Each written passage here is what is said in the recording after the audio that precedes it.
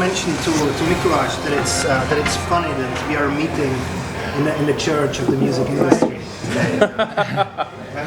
That's a good point, actually. Most of the people hanging on the wall would like to kill you. No, on the other hand, they're good performers, and performers never had a problem making money. It's the people who are the record middlemen who are losing out on the current shift, and after all, they're not needed. So I don't think the people here would cry blood over getting 50% of the sales rather than the 5% they get from the record industry. The middlemen are being cut out. In this case, banks. The entire banking industry is about to collapse in 10 to 15 years. So, just like the copyright industry is doing.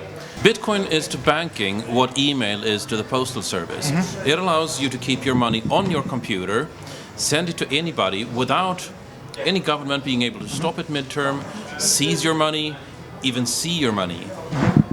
So you can think of it as cash, but cash you can trade with on a distance without anybody being able to stop you. Banks are taking up to 5% off of every transaction made with a credit card. And with Bitcoin, it's a matter of a fraction of a cent. Every new technology takes about 10 years. You had streaming video in 1995, but we got YouTube in 2005. We had file sharing in 1989, but Napster hit in 1999. In general, it takes about 10 years for a new technology to go from proof of concept to something that people can actually use. I mean, I had my first company. I found my first company at age 16. I went out to small and medium-sized businesses and helped them with the information flow. Then I put up this web page in January 1st, 2006, announcing the foundation of the first pirate party. And that's sort of when I went from only doing things to doing things and talking about them.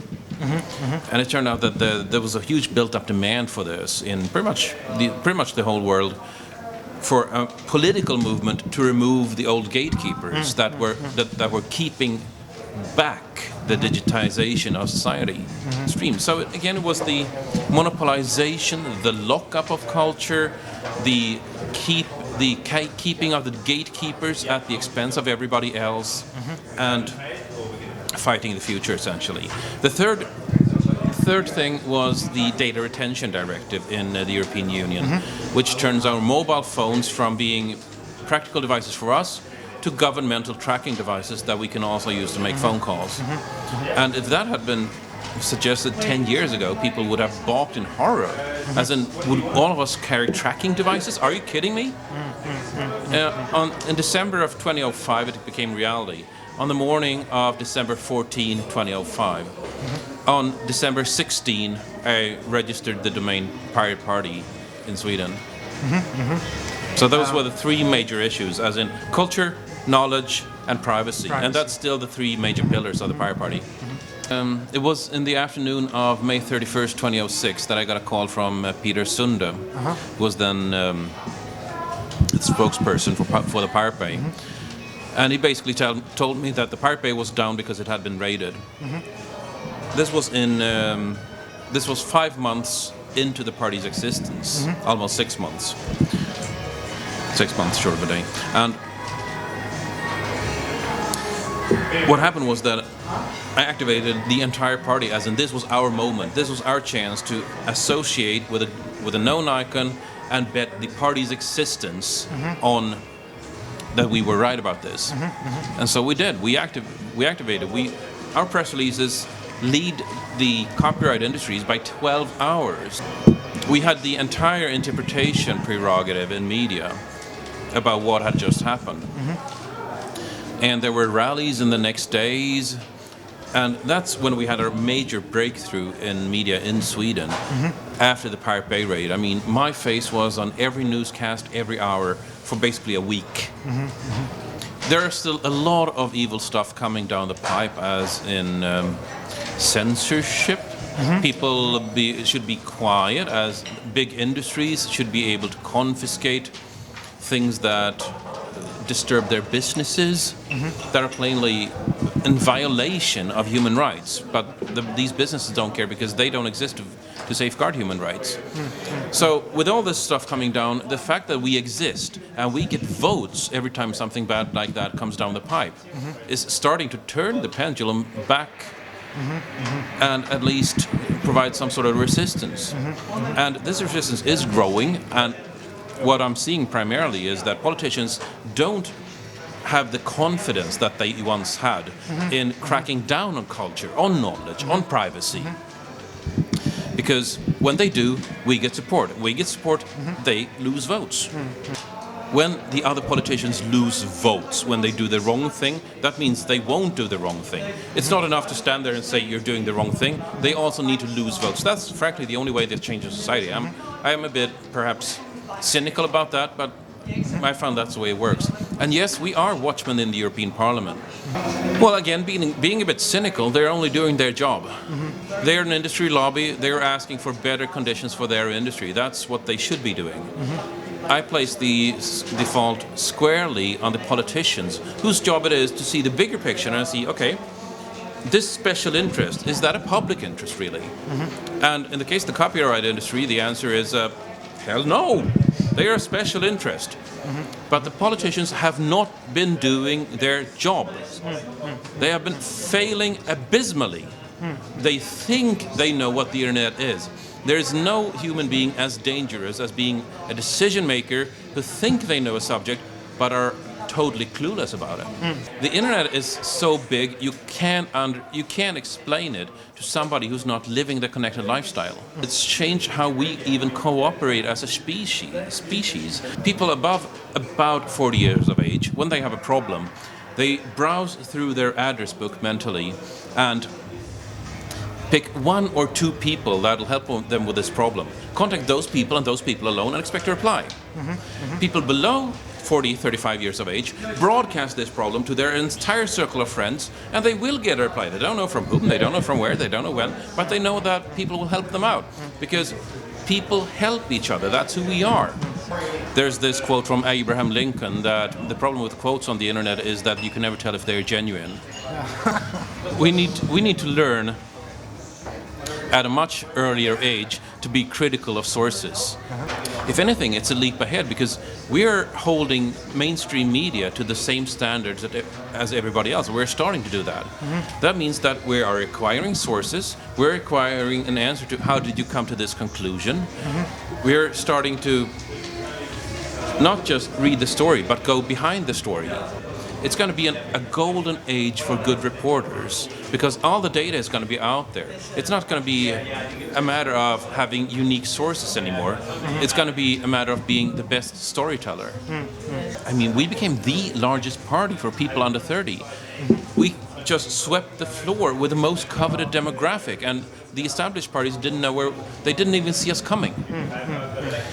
So they learned from that, unfortunately, and in the next 18 months, before the next national elections, they sent instructions to their officers, to their activists, to their members, that whenever we make a provocation, and expect them to do so, expect them to provoke these issues, don't respond to the provocations, don't talk about their issues, never mention them by name.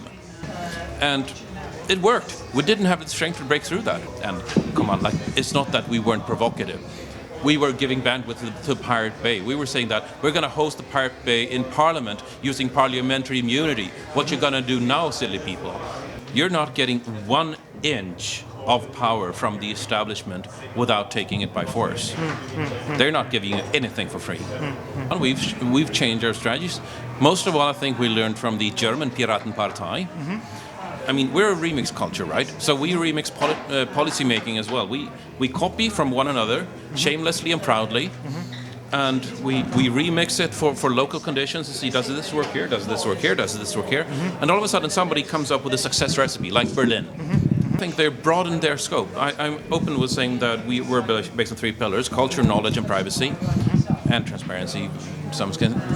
And what they did was to elaborate on that and see that, no, it's more than this. We have a gut feeling for what the connected lifestyle is. What is the connected lifestyle? So they actually sat down thinking and came up with a 51-page election program. So we're currently in a position where we're saying that, okay, we're going through the same kind of exercise. What is the pirate ideology? The only regulation on the internet would be net neutrality. When you go to a website, you don't know how large the company behind it is. It could be a guy in a garage, it could be a Disney Corporation.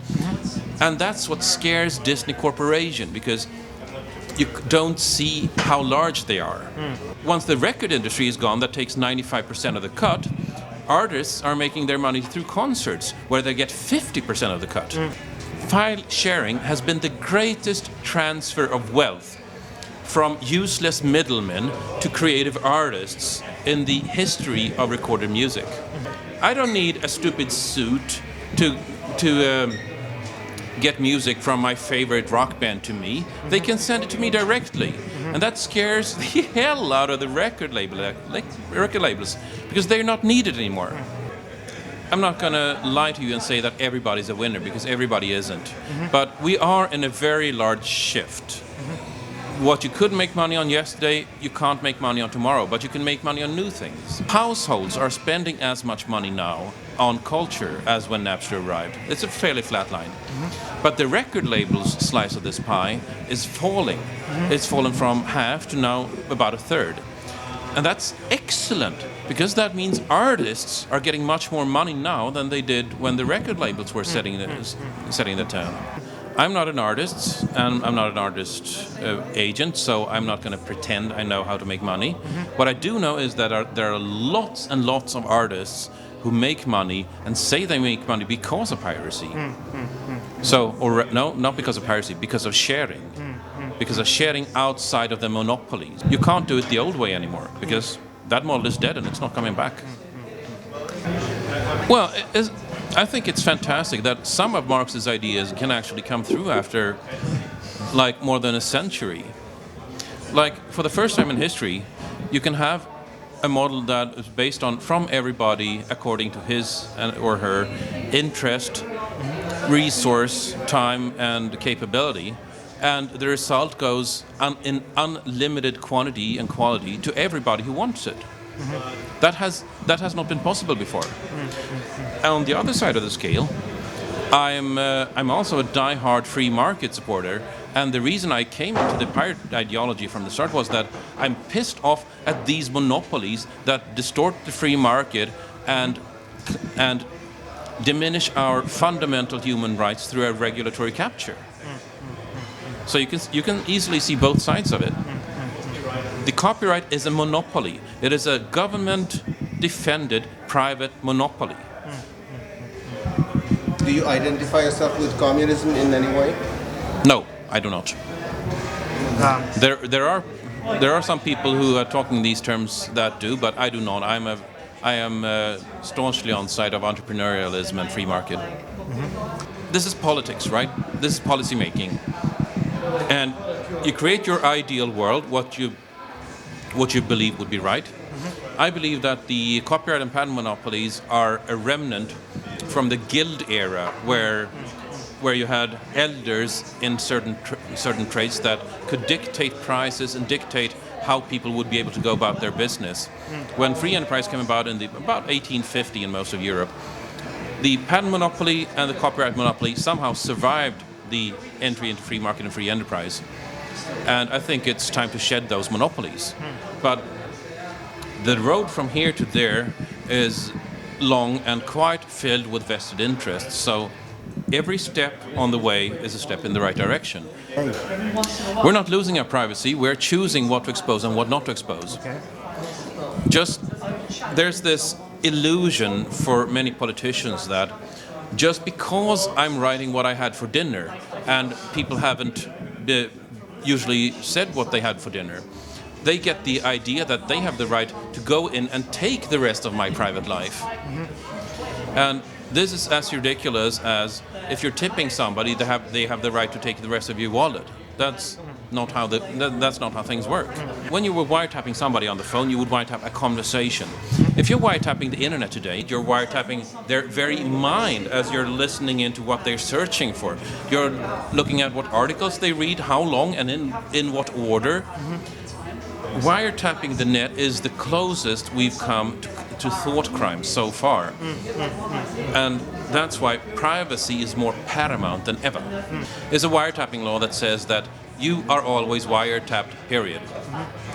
And the technical stuff is that whenever you make a phone call or open a net connection that crosses the country's borders, the FRA may wiretap it. Yeah. This law is absolutely horrible, and it's being appealed to the European Court of Human Rights, and rightly so, because it's nowhere near the standard of human rights that I think a Western government should adhere to. We did arrange huge protests in Sweden. The debate of the FRA law was the moment in Sweden when the Pirate Party climbed from being a file-sharing party to a human rights party. We need to become very much more aware of information hygiene, as in who are we giving what information and what can they potentially do with it.